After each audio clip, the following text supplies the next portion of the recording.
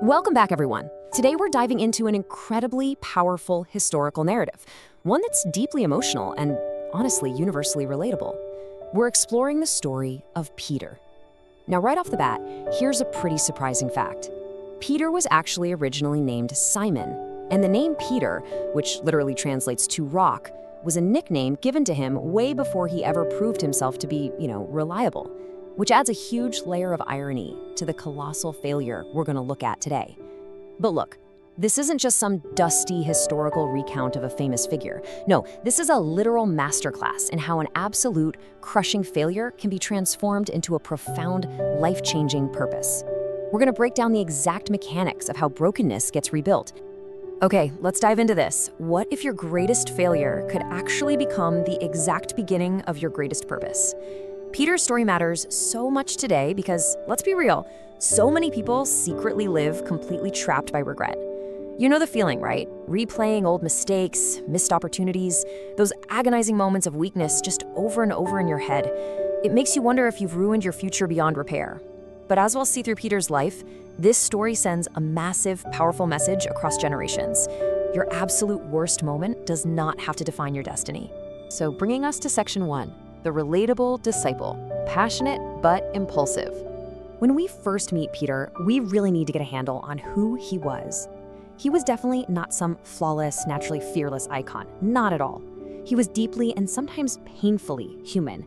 There's this immense tension in his character. On one hand, Peter genuinely loved Jesus, zero question about it. I mean, he left his entire and probably very smelly blue-collar fishing business completely behind to follow him. He saw miracles firsthand. The guy literally walked on water for a brief moment, and he boldly declared Jesus as the Son of God. He was super confident and outspoken. But then there's the other side of him. He was totally that guy who spoke way too quickly and reacted impulsively before thinking things through. One minute he's showing incredible faith, and the very next he completely stumbles. And honestly, we get that tension today, don't we? We want to do the right thing, but emotions, pressure, fear, pride, they just get in the way. Which leads us to section 2, the real test of fear. Confidence in safe times. It's so easy to be confident when life feels completely safe, right? But the real test always hits when fear enters the picture. On the night Jesus was arrested, Peter made a promise that sounded incredibly courageous. He swore that even if literally everyone else abandoned Jesus, he never would. He truly believed he was stronger than he actually was. But Jesus warned him. He said before the rooster crowed, Peter would deny him 3 times. Now, Peter couldn't even fathom feeling like that. But then, reality hits. The atmosphere changes violently and fast. Jesus is arrested. Moments later, total chaos fills the streets. Soldiers are moving aggressively. Fear is just spreading like wildfire among the disciples. Suddenly, following Jesus wasn't inspiring or heroic anymore. It was incredibly dangerous. So Peter follows at a distance, and you can just imagine the anxiety rising in his chest as early morning approaches. Moving right into section 3, the crushing weight of failure, 3 denials. And this brings us to the exact moment that fully exposed Peter's hidden weakness. This is where his bold promises slam into a terrifying reality. Picture it. Peter is standing in the courtyard, just trying to blend in. Out of nowhere, a servant girl recognizes him and points out he had been with Jesus. And in a split second of sheer panic, Peter denies it. The tension is compounding now. The chaos is swirling all around him. Again, someone accuses him of being one of Jesus' followers. And again, acting purely out of impulsive, desperate fear, Peter denies it a second time. Now, the pressure is just absolutely immense. A third time, the people around him insist he belongs to Jesus. And for the third time, Peter completely caves. He publicly denies even knowing the person he swore he'd never abandon. Then the rooster crowed. Just imagine the absolute crushing weight of that exact moment. It must have hit him like a ton of bricks. Peter remembers Jesus' warning instantly. The history describes him leaving the courtyard and weeping bitterly. This wasn't just a minor slip-up. This was a devastating betrayal. And honestly, a lot of people know exactly what that kind of sudden failure feels like. That agonizing moment of fear that leads to compromise, caving to the pressure, and making a deeply destructive decision. Afterwards, the shame just feels unbearable. Peter undoubtedly believed his purpose was destroyed forever. But here's where it gets amazing. Section 4, the pursuit of restoration, Grace at the Sea of Galilee. The story absolutely does not end there. We shift from this deep despair to an incredible turning point. After the resurrection, Peter was so overwhelmed by his own disappointment that he actually went back to his old life of fishing at the Sea of Galilee. It's what so many of us do after a massive failure, right? We retreat, we hide, we just assume our meaningful future is totally over. But Jesus met Peter right there on the beach, and this brilliantly illustrates Jesus doing something extraordinary in 3 distinct steps. First, instead of permanently rejecting Peter, which, let's face it, he could have easily done by replacing him with someone more reliable, Jesus chose to pursue him.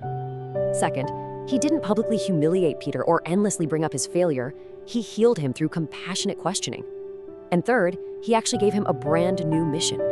So after sharing a meal, Jesus asks Peter 3 distinct times, "Do you love me?" Now, you gotta realize, these questions weren't meant to shame Peter at all. They were a perfectly designed remedy. Notice the poetic completeness here. For every single denial Peter made in fear on that chaotic night, Jesus offered him an opportunity to reaffirm his love and his calling. 3 denials perfectly, completely reversed by 3 affirmations. And with that, Jesus told him, "Feed my sheep." He was basically telling Peter, your failure is not the end of your usefulness. Which brings us to our final act, Section 5, Purpose from Brokenness, the Final Transformation. Here we see purpose emerging directly out of brokenness. That specific interaction on the beach, it changed Peter forever. The fearful man who once totally crumbled and denied Jesus in front of strangers became incredibly bold. When opposition popped up again later, Peter didn't run away. He stood up publicly and preached with immense courage, becoming a central leader in the early church. And why? Because Peter finally understood the real definition of true courage. It doesn't come from pretending to be perfect. No way. It comes from experiencing grace, restoration, and the strength of God working through human weakness. God so often chooses imperfect people for leadership because restored people understand humility, dependence, and compassion in ways that flawless people never, ever will. So the crucial point is how this ancient history connects directly to us right now. Maybe this is exactly what some of you watching this explainer need to hear today. Your worst moment does not define your destiny. Your mistakes might have wounded you, and yeah, they might feel super permanent or deeply embarrassing, but God specializes in rebuilding broken people. Fear literally doesn't have to control your future, and shame doesn't have to silence your purpose. The very chapters of your life that you wish you could just tear out and completely erase, they might eventually become the exact testimony that inspires someone else to keep going, because sometimes our lowest moments are exactly where our strongest character is built. I want to leave you with this final, powerful thought. Failure is not final when God restores and strengthens you. Think about it. The exact same man who once crumbled under the pressure of a servant girl's passing question eventually stood before massive crowds, proclaiming truth with absolutely fearless conviction. That kind of transformation gives so much hope to anyone who feels totally disqualified by their past. So please, do not let fear write the final chapter of your life. Just like Peter, you can stand again, you can grow again, and you definitely can lead again. So I'll leave you with this challenging question to chew on. What is the one failure you've been secretly hiding that might actually be the exact foundation for your greatest purpose? Really think about that. If the insights in this explainer encouraged you today, please subscribe to the channel, share this explainer with someone who needs a reminder of hope, and always remember, your failure might be part of your story, but it absolutely does not have to become your ending. Keep learning, keep growing, and I'll catch you in the next explainer.